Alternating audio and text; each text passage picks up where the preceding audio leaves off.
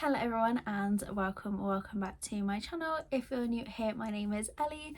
Today's video I'm going to be doing my September reading wrap up. I know this is a week or so late, but I've just been in a bit of a slump over the last few weeks, so I'm just kind of behind on everything at the minute. In September I did have one DNF and I did take part in a readathon as well, and the books I read I kind of had mixed reviews on. So I'm just going to start with the first book that I read in September, and that was Vampire Kisses by Ellen Schreiber.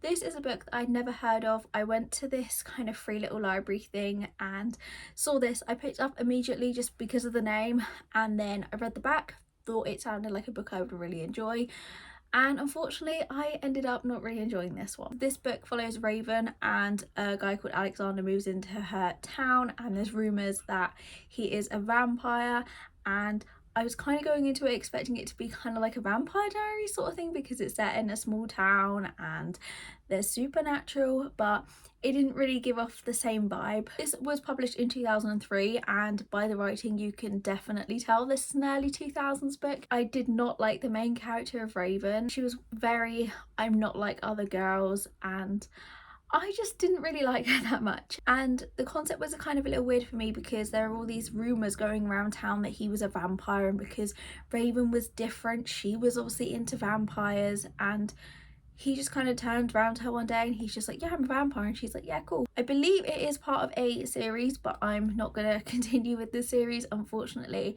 I think I had really high expectations for this and just didn't really enjoy it. It is a young adult book, and again maybe that's because I've not read a YA book in quite a while. So the next three books I read as part of the Twisted and To Be Readathon, which I did vlog, so I'm not going to talk too much about any of these books. If you're interested in my opinions on them, I will leave a link down below to my vlog of the readathon. So I read Hard Knocks by Jackson Kidman on Kindle. This was a motorcycle club romance, and overall I gave it 3 out of 5 stars. Then I read the physical book of Merciless Saints by Michelle Hurd.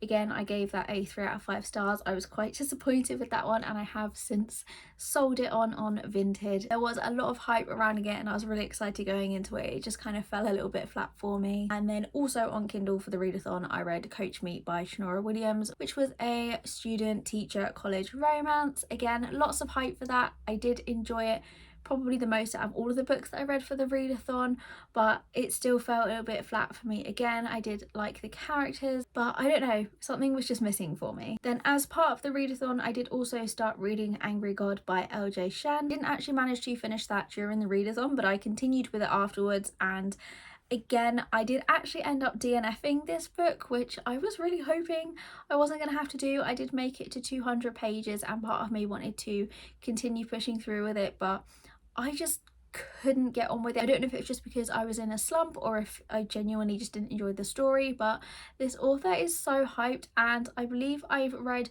one other book by them. I can't remember the name of it, and I did like it. And I am currently listening to another book by this author on Audible at the minute, which I am enjoying a lot more. So I kind of want to put this down to the slump, the fact that I did DNF it. So because I DNF'd it, I don't really have too much to say on it because I can't fully wrap it up.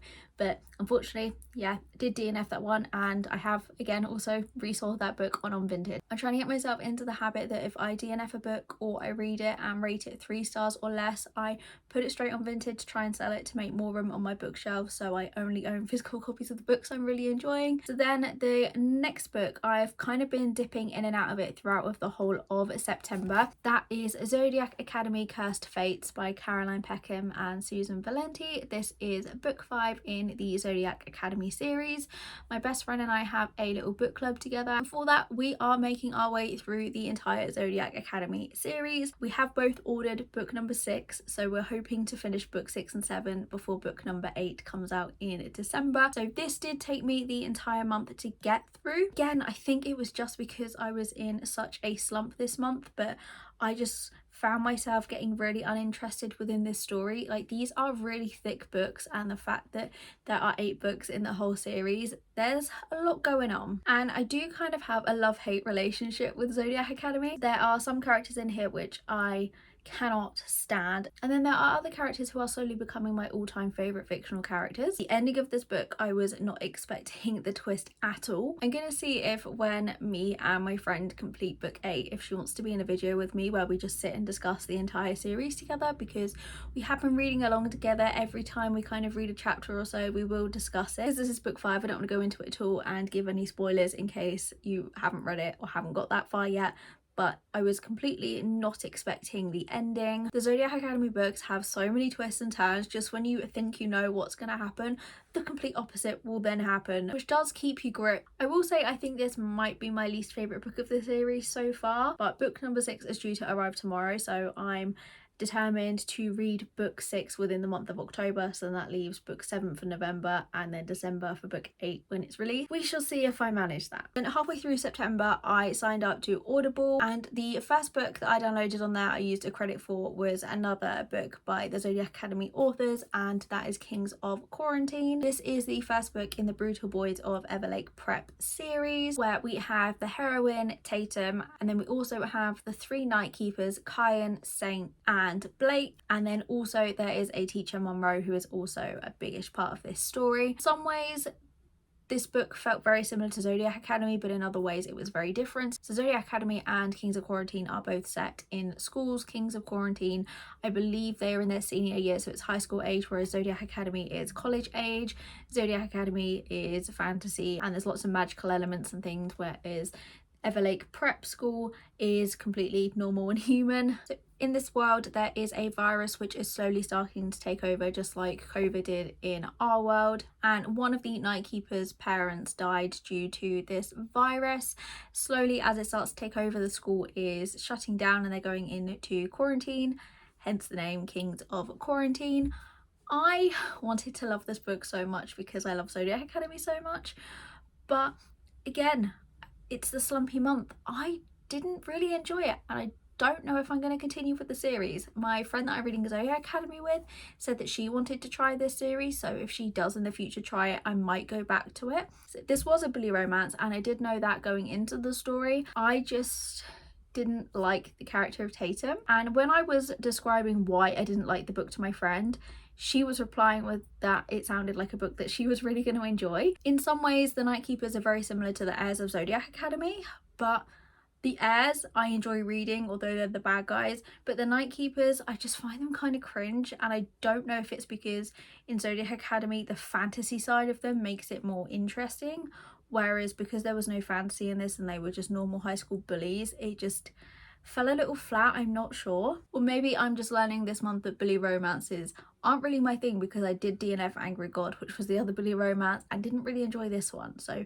maybe that's a trope that I should just try and steer away from. And then once I finished listening to Kings of Quarantine, I started another audiobook to end of the month. And for that, I would never normally listen to wolf shifter books or any kind of shifter books. So I was just scrolling through Audible, seeing what books were included within the subscription, and I came across a wolf shifter romance and I decided to give it a listen. The book was Bride of the Alpha by Georgette St. Clair, and this is book number 1 in the Timber Valley Pack series.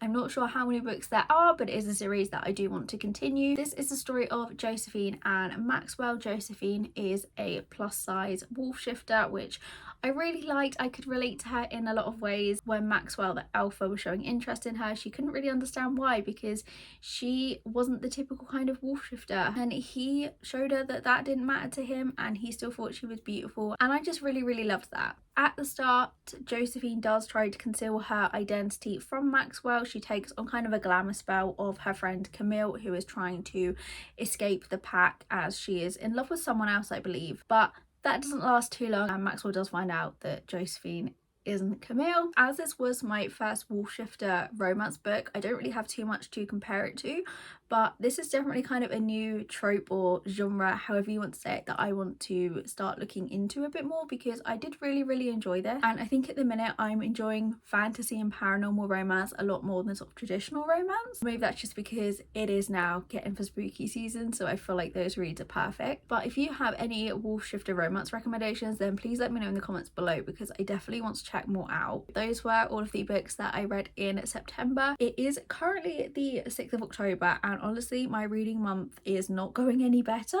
so I'm hoping that it's going to improve. So any recommendations for getting out of a reading slump, please let me know. But thank you so much for watching. I hope you enjoyed this video and I'll see you again soon.